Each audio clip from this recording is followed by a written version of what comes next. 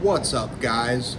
Do you want to know how to purchase an Airbnb vacation rental, short-term rental with little to no money down? Stay tuned and we'll talk about it.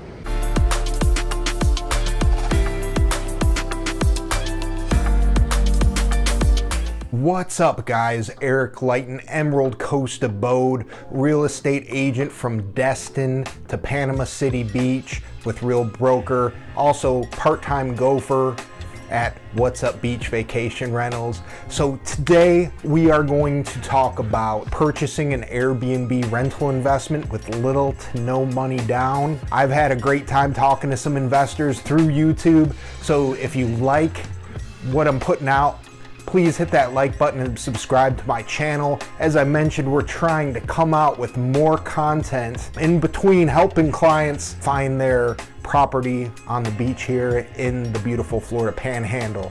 So we're going to start off with figuring out how to purchase an Airbnb with little to no money down. Does it sound too good to be true? I don't know. Well, there are some easier ways and harder ways to do this. So we're going to kind of scale our conversation today, and we're going to start from easy mode and work our way to hard mode. So let's start with easy mode. All right, so easy mode to purchase an Airbnb property with little to no money down would be to partner with another investor that can split the cost to close on the property with you. There's a couple reasons I like this, and I actually did this myself with my very first Airbnb rental investment. So a reason that I really like this is that, first of all, you split the cash to close. It's going to be less money out of your pocket. Yes, you're diluting your ownership, but you're also diluting the obligation. You could also maximize the amount of loan that you get if you pool your assets and your income with another investor. That could get you into a potentially larger and more productive property. Another reason that I like that, obviously being a real estate investor, you have expenses, you have maintenance. You may want to see a property, you find a property, and it needs a bunch of work. It needs a full-blown rehab. Well, with a partner, you offload that burden by 50%, and you guys can split the load and have a little bit less stress as long as your partner isn't a liability themselves. So that can get kind of tricky for sure. So here's a pro tip and something that I utilized. And this is a fun fact. I don't know if this is true in every state, but it's definitely true here in Florida. You can be on the warranty deed, or it's the title of the property, right, without being on the mortgage. So meaning you can take ownership without being part in the mortgage. So here's my story on my first Airbnb investment. I was pretty new to the real estate business. I didn't quite have that 2 years of consistent income, like 2 years straight of working in real estate and showing commission income. I think I was just a year and a half in. I had consistent income, just not in that time frame of what most banks want to issue a loan. I found a really good condo opportunity that I knew Airbnb'd well. Short-term rentals were huge there. Lots of juice compared to the purchase price, rental income, purchase price, right? So my aunt, who is very interested in real estate, I know she's an investor and invests in properties on the East Coast, Northern East Coast, and told her about the deal, and she wanted to partner on it. So I was able to bring half the cash to close, and she was able to get the mortgage, and we kind of met in the middle, and we jointly own the property. We currently manage it, management company What's Up Beach, and let's take a look at it. I was able to get that property, and we still own it to this day after about 3 years of owning it. And we're jumping into our rental season strong this year. All right, we're moving on from easy to that normal difficulty level. So there's a little bit of a catch to this one, if you will. So you do need to own a property and have a fair amount of equity in it to be able to pull this off. So the normal difficulty mode is using a HELOC, a home equity line of credit, to fund the cash to close on your Airbnb investment property. So this would be no outlay from your personal cash stores. You would be taking an equity line out on your personal or investment property. So there's a little bit of a catch to this.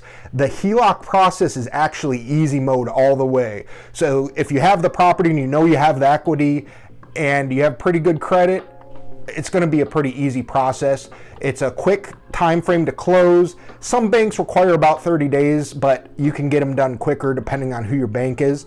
The closing cost is low. I think I paid about $700 to close on my HELOC on my personal residence, and it's just the appraisal process was pretty easy for me. I can't say that every bank is different. They're going to have a different process, but the appraisal process, I downloaded an app and I took some pictures of my house and then I got an appraised value. I didn't have to pay a full-blown appraisal charge. Typically that's like $500 nowadays. It can be as high as $750, I've seen it. But I didn't have to have a appraiser physically come to my house. I just did it through the app, and I think they would call that a tabletop appraisal. They allowed me to take interior pictures of my house and did kind of a walkthrough, a little bit of a video too for the app that I had. So that process was very easy. It's normal difficulty because the HELOC can affect your debt to income ratio, or these lenders, they like to call it DTI. And what a DTI is, liabilities or your debt obligations, your mortgage, your credit card, your car note, everything that you owe money on versus the income that you get. So the HELOC can weigh against your DTI. And for second homes, you need to have a DTI of typically, according to Rocket Mortgage, less than 43%. If you're utilizing HELOC money, if you're already close to 43%, that could push you out of qualifying for that typical second home loan. So that's kind of a bummer, but guess what? I think I had over 43% DTI when I purchased my second Airbnb investment property, and there's a way around it, and it's not necessarily super easy. It's a little complicated, but there are non-conforming investment loans that you can use for a property, and they don't necessarily look at your income or credentials or your DTI. They're going to look at the income producing capability of that property and its ability to cover the mortgage through the rents. Another kind of difficult catch to it is that many banks and appraisers aren't necessarily up or willing to accept the short-term rental capability. They're going to look at it through the lens of long-term rents.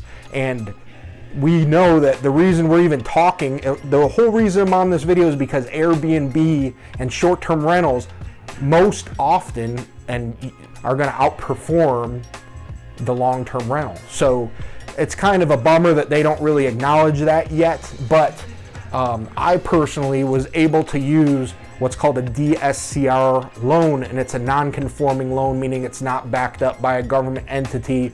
It's more of, they don't look at your income, they look at the underlying property.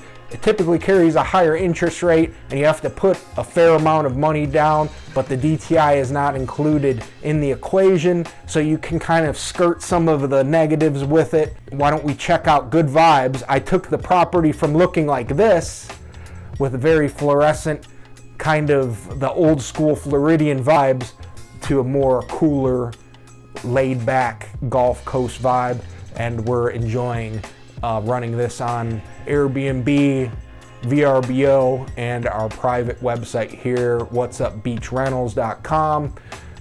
So we're very happy with how that one turned out. All right, now we're moving on to hard mode. So hard mode is hard. Obviously, Captain. And I can't say, I don't have an example of my own Airbnb property on this one because it's pretty tough in my market to pull this off. But there are certain markets where I think it would be much easier and you could do it, and you probably should do it if you're in certain markets. So hard mode is acquiring a property, an Airbnb rental investment with little to no money down, utilizing creative financing. Now, what is creative financing? So creative financing's been around forever. It can be as simple as an owner carry, a lease purchase, seller financing. They call it different items. I know in certain states you could do a lease purchase. In Florida you can. In certain states you can't do it. So it just depends on where you're at. Just know the local real estate landscape, and you'll have certain tools in terms of owner carry. Subject to, it's a tricky one, but it can be an excellent way to acquire a property. The reason why I think this is hard is because it's just different. It's outside the box. There's definitely some players and some education within the real estate YouTube scape that can shed a little bit more light, probably better than I can on it. The reason I'm throwing this on hard mode is because I'm in a coastal market. Near the beach, there's very little distressed properties. When there is a distressed property, there is a whole bunch of contractors and investors that can jump on it and like rehab the property very quickly, more efficiently than the average investor. So it's tough. Number two, the owner base is probably more affluent. They're majority second properties. So your level of distressed owners is lower. Now, if the economy gets worse, I don't have a crystal ball. It appears this local real estate market is slowed but stable. Prices haven't dipped too much. We still have some time to go before we figure it out. The affluent ownership base here getting to a distressed state, I think a lot has to happen. To utilize creative financing, you'd be better off in an urban area. Cleveland, for example, there's a plethora of long-term rentals that you could potentially convert into a short-term rental. And because it's bigger and there are more sections of up-and-coming areas, you may be able to find somebody that's in a hard spot, or somebody that just owns the property outright and wants to offload it. Maybe it needs a ton of work and they don't want to pay capital gains, and they'll run an owner finance for you 100%. To get 100% owner financing, you may have to purchase it for a little more than you would have liked to, but not in every case. That distressed seller, somebody that is just in a situation, maybe overextended, didn't do their homework on the property, you might be able to do something called a subject to. That's where you take over their loan payments and maybe a little bit of equity, low amount of cash out of your pocket, or you could even do an owner carry for their equity portion and finance it that way, get in a good position, especially if they're in a position where they're in a kind of a rundown long-term property and that there's short-term demand in that area. You can make a lot of money at a very low cost to entry by utilizing this creative financing. Me being more, Panama City Beach to Destin is becoming more and more of a luxury market. There used to be elements, especially in Panama City Beach, as investments. It's definitely become more of a second home type of investment as values have appreciated and properties have improved over this time. So this method is a little bit more difficult. A more populated area where it's a more metropolitan, the creative financing might be more accessible and maybe not even as hard as it is for me here in the coastal area. When there is seller finance, always like 25% down at the same rates a bank gives you here locally. All right, so finishing off this video, I have to do a disclaimer. A disclaimer at the top. Over leveraging yourself is bad. With 0% down, you could get yourself into a bad situation. It's critical if you are going to do a low money down situation that that the property is going to cash flow, and that's doing your diligence on the front end, having a clear understanding of all the costs, having a good understanding of what that property can generate in short-term rental money. So if you know all those things, it's going to be a better situation for you. Make sure you're doing your due diligence. Having no money down can be a good tool. You could also get yourself into really hot water. It's kind of a double-edged sword, if you will. So if you like this video, hit that subscribe button, like the video, and we're going to have more content like this coming out focused on short-term rental investment, long-term rentals too. We may talk a little bit about that as time goes on. But we're here in this Gulf Coast, and if you have any questions about real estate in this area, please don't hesitate to reach out to me. I've talked to a lot of really cool investors through just doing these YouTube videos. I appreciate it and hope to keep talking to y'all.